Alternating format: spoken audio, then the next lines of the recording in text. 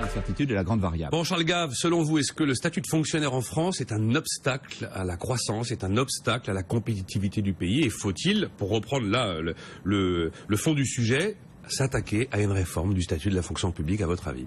Est-ce qu'on peut faire un pas en arrière comme d'habitude? Vous avez le droit de faire des pas en arrière, en avant, mais de me dire ce que vous pensez, comme Macron visiblement ose le faire dans des propos off qui finissent de plus en plus souvent on. Ça pourrait faire un débat de journalistes, ça, hein. Le off existe-t-il toujours? Vous savez, je suis un vieux marxiste, moi, comme vous le savez. Oui, bien sûr. Marx a une idée assez forte qu'il a piquée à Ricardo, que l'infrastructure économique détermine la structure politique. C'est-à-dire que la façon dont le système de production est organisé détermine qui sera au pouvoir de l'autre côté, au pouvoir politique. Pendant tout le 19e, nous avons eu des structures pyramidales, d'énormes sociétés pyramidales organisées comme l'armée avec un chef, etc. L'économie mondiale est en train d'aller à toute allure vers des structures extraordinairement souples, changeantes et complètement horizontales. Nous restons donc nous sommes en train de développer des économies complètement horizontales, des structures qui ne sont pas durables, etc. Et de l'autre côté, nous gardons la structure marxiste de l'État pyramidal. C'est une contradiction absolument invraisemblable et cette contradiction va sauter. Il va falloir que l'État français fasse ce qu'a fait l'État suédois, par exemple, passe à une structure horizontale. Et puis si on ne le fait pas, on ira de faillite en faillite et de baisse en baisse. Si on est incapable de passer... Charles Gave, ça signifierait quoi en termes de réforme? Ça signifierait qu'on commencerait à parler de carrière, de métier, avec des contrats de fonction publique. En Suède, 80% des agents de l'État sont contractuels. Vous ferez ça, et puis il y a une série de fonctions aussi dans lesquelles l'État n'a rien à faire. Prenons par exemple quelque chose qui me tient beaucoup à cœur, l'éducation. Il est évident que l'éducation doit être payée, que tous les enfants doivent être éduqués de la même façon et que cette éducation doit être de qualité et payée par les impôts. Doit-elle être délivrée par des fonctionnaires? C'est une troisième question. Et il faudrait peut-être poser la question aux Français, comme on l'a posée aux Suédois. Qu'est-ce que vous préférez? Est-ce que vous préférez que l'éducation qui sera gratuite et payée par les impôts soit exercée par des fonctionnaires ou par des gens qui prennent le risque, en faisant des écoles de qualité, d'avoir de la croissance, ou en faisant des écoles de mauvaise qualité, d'être virés? C'est une question à laquelle il va falloir que les Français se répondent. Il y a des tas de fonctions aujourd'hui que l'État exerce, qui peuvent être exercées tout en ayant le financement de l'État par quelqu'un d'autre. Alors effectivement, c'est ce qui s'est passé notamment dans des réformes de l'éducation nationale en Scandinavie, où la plupart des enseignants sont des contractuels et ne sont pas des fonctionnaires. On rappelle que les missions régaliennes sont connues, militaires, éventuellement policiers, les magistrats et la diplomatie. On commence par quoi, Charles Gave? On commence déjà par arrêter de mettre sous statut de fonctionnaire ceux qui arrivent dans la fonction publique, non, je crois partant du principe que ceux qui y sont entrés par le passé sont de toute façon inaliénables dans leur statut. Oui, je crois qu'il faut d'abord commencer par redonner envie aux gens qui sont dans la fonction publique, l'envie de ne pas y rester parce que ce qui est à l'extérieur est plus intéressant. Je veux dire par là, je suis persuadé que la quasi-totalité des professeurs aujourd'hui sont extrêmement malheureux.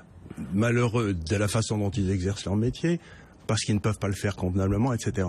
S'ils pouvaient avoir des écoles qui, à la limite, les paieraient mieux, avec un petit accroissement du risque s'ils ne sont pas bons, et qui leur permettraient d'exercer leur talent d'enseignant et leur métier, qui est le plus beau métier du monde, tranquillement, dans un endroit où ils ne seraient pas embêtés par toute une fonction publique qui les martyrise. Et ce qu'il faut dire, c'est que la fonction publique aujourd'hui dans l'enseignement est complètement sous la domination d'un certain nombre de syndicats. Les carrières sont faites par les syndicats. C'est pas fait par c'est pas fait. Donc, vous devez redonner vie aux gens. Ce qui s'est passé en Suède, c'est que les mauvais professeurs sont restés dans la fonction publique et les écoles ont été fermées parce qu'elles étaient mauvaises. Et les bons professeurs ont été se faire embaucher dans les nouvelles écoles et ils sont heureux comme des poissons dans l'eau. D'accord. Il y aurait une possibilité des profs à sortir du système uniquement parce que le système est effroyable et pour aller voir ailleurs un système plus favorable, il y a un vrai problème conceptuel.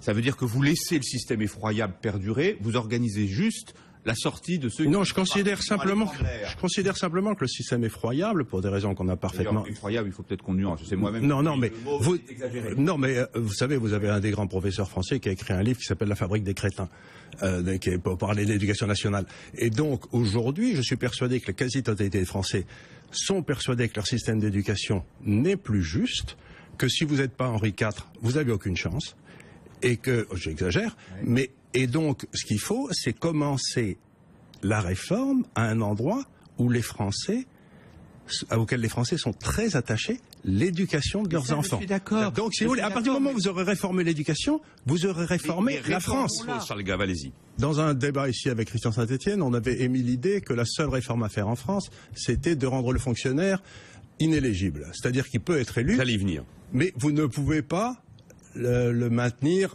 il ne peut pas rester dans la fonction publique. Vous ne pouvez pas réformer un système où 70% des gens qui sont élus sont favorables aux fonctionnaires. Si vous aviez une chambre faite de garçons coiffeurs, ils prendraient des mesures favorables aux garçons coiffeurs. Nous avons une chambre de fonctionnaires. Vous ne pouvez pas réformer la France. Charles Gave, allez-y. On va refermer la séquence fonction publique. Vous avez en France, d'après toutes les études internationales, 50% de fonctionnaires de plus pour 10 000 habitants qu'en Allemagne. C'est un droit constitutionnel des Français d'avoir 50% de fonctionnaires si l'équilibre de leur société l'exige. Je n'y vois aucun inconvénient personnellement.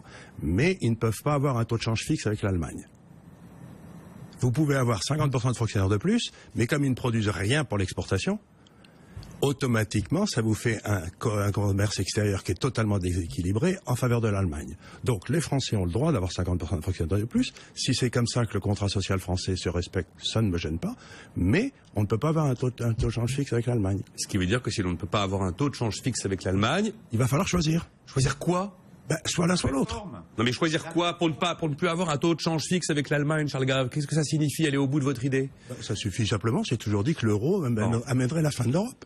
L'euro allait tuer l'Europe. Pour terminer là-dessus, Gilles Legendre, on va pas ouvrir le débat sur l'euro maintenant, on aura l'occasion d'y revenir sans doute. Dans un avenir prochain avec l'Italie. Avec l'Italie. Bon, on va dire. Attendez une seconde, il n'est pas question de stigmatiser qui que ce soit. La seule chose qui existe, c'est que c'est un système injuste. Celui qui est dans le privé, qui se présente, qui est élu, qui est battu la fin d'après, il a tout perdu. Celui qui est dans la fonction publique, Monsieur Juppé par exemple, la première décision qu'il a pris quand il était Premier ministre, c'est qu'il s'est collé à la retraite d'inspecteur des finances, qui touche grassement, alors qu'il était Premier ministre, président, etc. Donc si vous voulez, il y a un système qui est fait par les fonctionnaires, à l'avantage des fonctionnaires, et qui est profondément injuste. Il faut rétablir la justice sociale en France. On ne réformera pas le système en commençant par ce genre de mesures. Elles coûtent rien. Elles viendront après. Elles coûtent rien. Mais il y a un effet psychologique. Faisons-leur du mal à ces pauvres gens, ils souffrent tellement.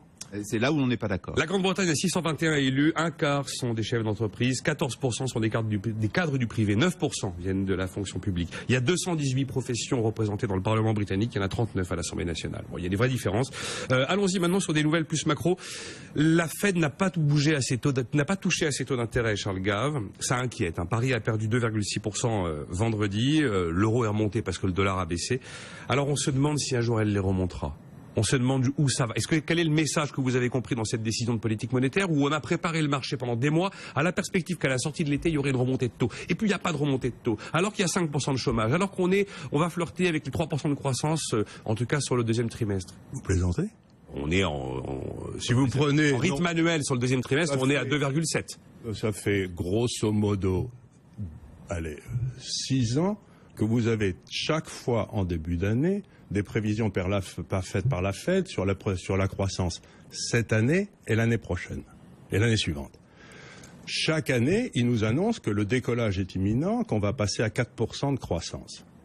Chaque année, nous terminons entre 2 et 2,2%. Je vous signale que le chiffre du PIB auquel vous faites allusion, c'est pas les chiffres de la demande interne. Les chiffres de la demande interne, c'était 0,1. La production industrielle est en baisse depuis 9 mois. Le taux de participation des gens à l'emploi aujourd'hui est au plus bas depuis 1958. C'est-à-dire qu'ils ont simplement sorti des statistiques du chômage. D'accord, ça c'est vrai. Des gens qui, soi-disant, ne veulent plus travailler, et ils incluent dans les statistiques de l'emploi les gens qui ont travaillé 1 heure par semaine. Donc vous avez une manipulation statistique. La réalité, c'est que les États-Unis croissent depuis 6 ans, de 2% par an. Ça fait 6 ans que le Fed se plante de 50% dans toutes ses prévisions chaque année, et vous ne pouvez pas faire fonctionner un système capitaliste sans un coût d'intérêt normal, un coût du capital normal, et un taux de change normal. Ça fait des années que les banques centrales manipulent les taux d'intérêt, les taux de change, en nous expliquant qu'elles ont la solution. Ce qui crée la croissance, ce n'est pas des faux prix, c'est la destruction créatrice. Nous sommes en face d'une église qui a pris le pouvoir, qui s'appelle l'église keynésienne. Et cette église keynésienne s'imagine qu'en créant de la dépense publique et en procédant à ce qu'ils appellent à l'euthanasie du rentier, c'est-à-dire des taux d'intérêt à 0, ou un négatif vont créer de la croissance. La réalité, si vous voulez, c'est que je rentre de Hollande où il y a d'énormes systèmes de pension. Ils sont tous affolés parce que ce système des taux d'intérêt à zéro, c'est foutre en l'air tous les systèmes d'épargne, toutes les compagnies d'assurance et foutre en l'air tous les retraités à terme. Et s'imaginer que quelque chose qui est dramatiquement mauvais à long terme va amener des effets positifs à court terme est une imbécilité logique. La somme des courts termes, c'est le long terme. Et donc ce que j'essaie simplement de dire, ça fait 6 ans que la Fed fait n'importe quoi, ça fait 6 ans qu'elle se trompe, elle est en train de se rendre compte qu'elle va se planter de façon abominable, et elle est affolée. La remontée des taux est donc impossible. Vous m'expliquez que les taux zéro ont tué la notion de prix, la notion de taux, et que ça a complètement foutu le bazar sur l'ensemble du marché. Il faut remonter. Okay. Ce que devrait faire la Fed, c'est tout simple, elle devrait monter les taux à 3%, vite fait, et doubler le QI. Et vous savez très très bien ce qui se passe. Et doubler la quantité de monnaie dans le système, de façon, parce que ce qui se passe aujourd'hui, c'est que la Fed crée de l'argent, cet argent va dans les banques, et les banques le replacent immédiatement à la Fed. C'est-à-dire qu'il n'y a aucune circulation de l'argent. La vélocité de la monnaie s'effondre, et avec elle l'économie. Et ça se passe dans le monde entier. Si vous avez un écroulement du commerce international aujourd'hui, c'est à cause des taux zéro. Vous avez, parce que simplement, l'argent ne sort plus des États-Unis. Il reste dans les banques américaines, parqué à la Fed. Mais c'est d'une imbécilité foudroyante ce qu'ils ont fait. Si vous remontez les taux, vous savez automatiquement que vous allez avoir une fuite de capitaux immédiate, notamment des pays émergents qui ont été nourris au dollar. Et à ce moment-là, vous savez que vous avez probablement des collapses dans certaines zones du monde. C'est pour ça qu'il faut faire à l'heure actuelle, par exemple, il faudrait faire ce que j'appelle un nouveau QE, ou faire des swaps, comme l'avait fait M.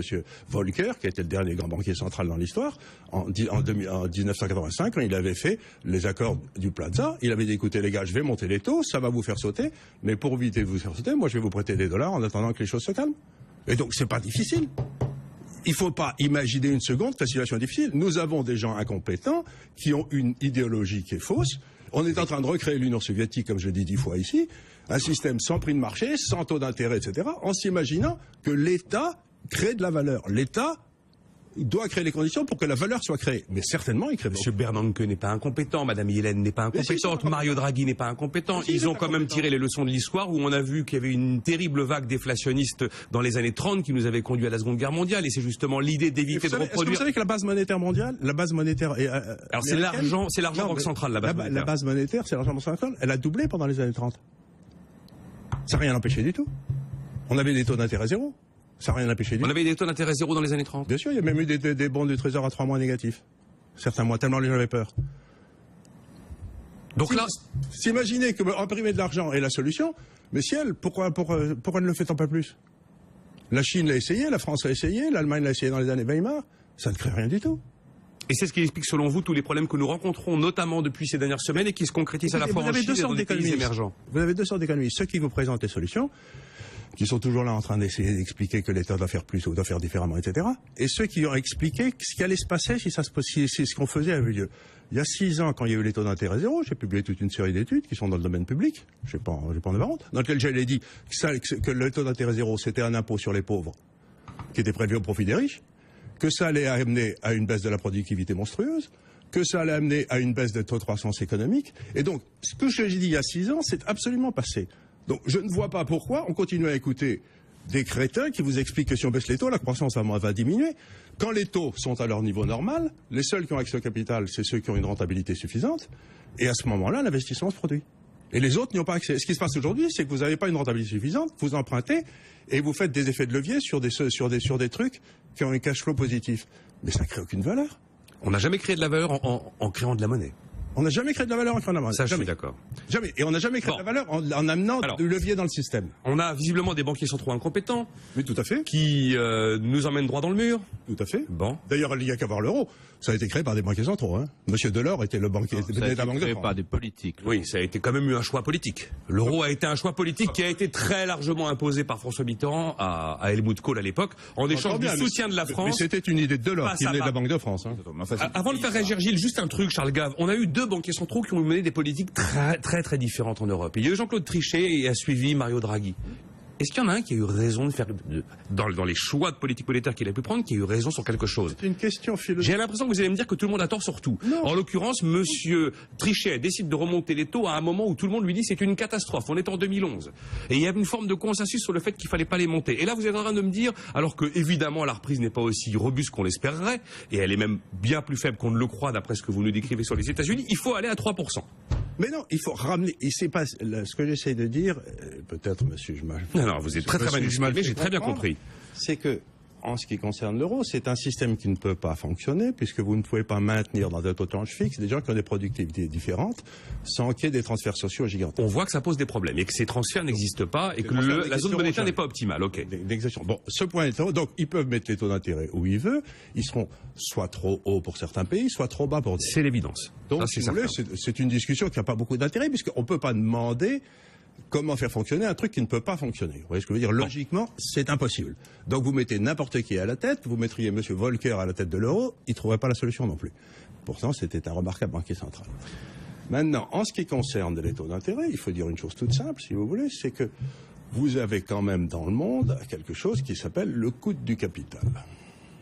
Pour que le système fonctionne, il faut ceux qui gaspillent du capital n'aient pas accès au capital, et que ceux qui ont une bonne rentabilité et accès à un capital à un coût raisonnable.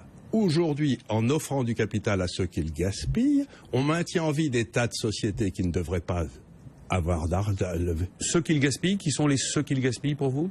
Tous ceux qui n'ont pas la rentabilité du capital nécessaire. C'est-à-dire, vous mettez qui derrière? Par exemple, aujourd'hui, la quasi-totalité, je ne sais pas, des États, par exemple, l'État italien emprunte à un taux qui est grotesque, qui n'a rien à voir avec la réalité, donc ils peuvent continuer à payer des gens. L'État français, si vous voulez que l'État français emprunte aujourd'hui à 1%. Oui, on emprunte à 1% sur 10 ans, oui. Ça, c'est à la limite du rigolo, quoi. Et donc, ce que j'essaie de dire, c'est que si vous faussez les prix, les taux d'intérêt et les taux de change, comme tous les prix dérivent de ces deux prix, eh bien, vous vous retrouvez dans un monde où il n'y a plus un seul prix de vrai. Et comme les chefs d'entreprise, le seul système d'information qu'ils ont, c'est les prix, ils savent très bien que les prix qu'on leur donne sont des faux prix. Et donc, ils cessent d'investir, ils cessent d'embaucher. Legendre, c'est compliqué parce qu'on se demande comment on va sortir de ces politiques conventionnelles et si un jour la Fed pourra relever ses taux. Parce que s'il y a un vrai retournement de conjoncture, et ben cette fois-ci, on sera plus en capacité de les baisser les taux. Il va y avoir une récession aux États-Unis, ça va être abominable. Je veux bien qu'il y ait eu effectivement des tendances comparables avec ce qu'on a vécu dans les années 30. On n'a quand même jamais vécu des politiques monétaires de ce type-là, quand même, Charles Gave. On n'a jamais vécu des bilans de banque centrale multipliés par 3 en l'espace de 7 ans. Ça fait 20 ans que le Japon le pratique avec beaucoup de mettre des taux d'intérêt à zéro, doubler la masse monétaire. On devrait être au 12e ou au 13e QE au Japon. Si, ça existe, vous ne vous y trompez pas, on a tout essayé, ça s'est fait il y a longtemps. Mais je voudrais revenir à un point. J'avais jamais vu ça à un niveau aussi planétaire, excusez-moi. Non, mais au planétaire, vous avez pas voir les taux devenir négatifs dans des quantités de parties du monde, c'était quand même des choses qui n'étaient pas courantes. Qui n'étaient pas courantes, tout à fait. Mais c'est simplement parce que les banquiers centraux... Moi, je pensais que les banquiers centraux étaient des gens sérieux et qui pouvaient imposer l'ordre à leurs États. Et puis ce qui s'est passé, si vous voulez, c'est qu'on a favorisé une espèce de concentration des banquiers sérieux. Ce qui maintenait ça paraît stupide ce que je veux dire, mais ce qui maintenait le système en ordre depuis toujours, c'était la Bundesbank. Parce que quand les Américains faisaient n'importe quoi, quand les Français faisaient n'importe quoi, il y avait la Bundesbank qui disait la loi en quelque sorte. Les gens se précipitaient sur le Deutschmark, les capitaux n'arrivaient plus pour les pays qui n'étaient pas sérieux. À partir du moment où vous avez réussi à coincer la Bundesbank à l'intérieur de l'euro, on est rentré dans un système où les politiques pouvaient enfin s'emparer de la monnaie et faire n'importe quoi avec eux. Donc ne croyez pas une seconde que les politiques sont nuls. Leur but... Ils sont nus, on avait dit. Ils sont nus. Ils sont nus, car ils n'ont plus aujourd'hui de politique de relance budgétaire possible. Je ne pense pas qu'ils soient nuls, ou qu'ils soient nus. Je pense qu'ils avaient un programme tout à fait parfait de prendre le contrôle des banques centrales pour pouvoir enfin nationaliser la monnaie et faire n'importe quoi. Donc, s'imaginer, si vous voulez, l'euro, ça n'est que ça. L'euro, ça n'est qu'une tentative par les politiques de prendre le contrôle de la monnaie. Ça, si les politiques avaient le contrôle de la monnaie, notre chef de l'État rêverait de dévaluer notre monnaie, par exemple. Et aujourd'hui, il n'a plus quand même la possibilité, en tant que chef de l'État français, d'avoir... Je comprends pas ce que vous dites. Enfin, je vois pas en quoi les politiques, notamment en Europe, ont pris le contrôle de la Banque Centrale Européenne. Ça, je ne vois pas.